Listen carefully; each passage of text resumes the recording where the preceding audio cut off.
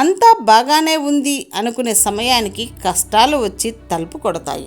ఈ రోజుల్లో మోసం చేయడం తెలివయ్యింది, జ్ఞానం పంచడం అమాయకత్వమైంది, నిజాయితీగా బ్రతకడం తెలివి తక్కువతనమైంది. గెలిచావనుకో ఎవరికి సమాధానం చెప్పాల్సిన అవసరం ఉండదు, కానీ ఓడిపోయావనుకో నీ సమాధానం వినడానికి కూడా ఎవ్వరూ సిద్ధంగా ఉండరు. మౌనం మనస్సుని శుద్ధి చేస్తుంది, స్నానం దేహాన్ని శుద్ధి చేస్తుంది, ధ్యానం బుద్ధిని శుద్ధి చేస్తుంది, ప్రార్థన ఆత్మను శుద్ధి చేస్తుంది, దానం సంపాదనను శుద్ధి చేస్తుంది, ఉపవాసం ఆరోగ్యాన్ని శుద్ధి చేస్తుంది, క్షమాపణ సంబంధాలను శుద్ధి చేస్తుంది. అందరి జీవితాలు వడ్డించిన విస్తరలు కాదు. జానడు పొట్ట కోసం ఎన్నో కష్టాలను దాటుకొని వచ్చేవాళ్ళు చాలామంది ఉన్నారు. చిన్న కష్టాలకే కుంగిపోకండి. నీకు ద్రోహం చేసేవారు, నీ నాశనాన్ని కోరుకునేవారు, నిన్ను మోసం చేసేవారు నీ నుండి తప్పించుకోవచ్చు, కానీ కర్మఫలం నుండి తప్పించుకోలేరు.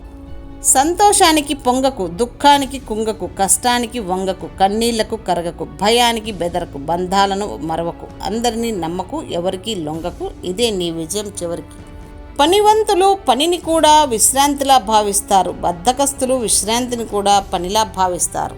జీవితంలో ఏది కోల్పోయినా పర్వాలేదు, కానీ ఎదుటివారు మన మీద పెట్టుకున్న నమ్మకం మనం కోల్పోయేలా చేసుకోకూడదు. ఎందుకంటే జీవితం నమ్మకం ఒక్కసారి పోతే ఎంత ప్రయత్నించినా తిరిగి రావు. ప్రయత్నం మానేస్తే మరణించినట్టే, ప్రయత్నం చేస్తూ మరణిస్తే జయించినట్టే. మనసుని ఆహ్లాదకరమైన ఆలోచనలతో నింపితే జీవితం ఆనందమయమవుతుంది. యుద్ధం తప్పదు అంటే అరచేయి కూడా ఆయుధమవుతుంది. వద్దనుకుంటే గొడ్డలి కూడా కట్టెలు కొడుతుంది. సంకల్పం ఒక్కటే నిజం, మిగిలినదంతా కల్పితం.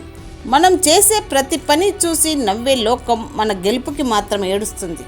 ఏ విషయంలోనూ ఎవరి మీద ఆధారపడకు. ఒకసారి అడిగితే సాయం, అదే సాయం పదే పదే అడిగితే చేతకానితనం.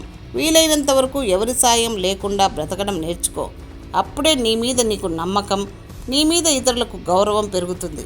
మనం ఎంత గొప్పవారమైనా ప్రతి చోట మన అవసరం ఉండదు.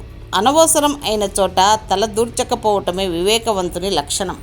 ఇతరులు ఎలా ఉన్నారో అలా ఉండాలని భావించకు. నీకంటూ ఒక విలువ ఉందని తెలుసుకో.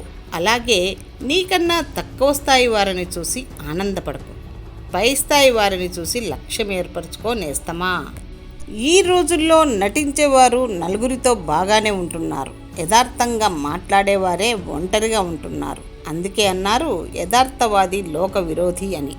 అన్నీ ఉన్న వాళ్లకు నువ్వు ఎంత పెద్ద సాయం చేసినా అది వాళ్ళ దృష్టిలో చిన్నగానే కనిపిస్తుంది. కానీ ఏమీ లేని వాళ్ళకి ఒక ముద్ద అన్నం పెట్టి చూడు, వాళ్లకు నువ్వు దేవుడిలా కనిపిస్తావు. కష్టపడితే సుఖం వస్తుంది, సుఖపడితే కష్టం వస్తుంది. ముందు నువ్వు దేనిని నమ్ముకుంటున్నావో దానిని బట్టి దాని ప్రతిఫలం నీకు వస్తుంది.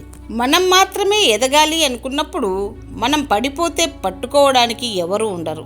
మనతో పాటు మన చుట్టూ ఉన్న వాళ్ళు కూడా ఎదగాలి అనుకున్నప్పుడు మనం పడిపోతే పట్టుకోవడానికి 10 చేతులు వస్తాయి. పంచదార తీయగా ఉందని ఎక్కువగా తినడం ఆరోగ్యానికి హానికరం. అలాగే మనుషుల మాటలు తీయగా ఉన్నాయని నీ బలం బలహీనతలు అన్నీ పంచుకోవడం జీవితానికి హానికరం. మన జీవితంలో మనకు అసలైన తోడు మన నీడ, అలాగే మన మనసు. మౌనం అర్థం లేనిది కాదు, చేతకానిది అంతకన్నా కాదు. ఎన్నో జవాబులు దాగి ఉన్న సముద్రం. పుట్టినప్పుడు జాతకం, మధ్యలో నాటకం, చావగానే సూతకం, అయినా ఆగదు జనుల మధ్య కౌతుకం. తండ్రికి భవిష్యత్తుకి భయపడని వాడు జీవితంలో పైకి రాలేడు. దేనికైతే నువ్వు భయపడి వెనకడుగు వేస్తావో అదే నిన్ను మళ్ళీ మళ్ళీ భయపెడుతుంది. ఒక్కసారి ధైర్యంగా ఎదురెళ్ళి చూడు, ఆ భయమే నీకు భయపడుతుంది.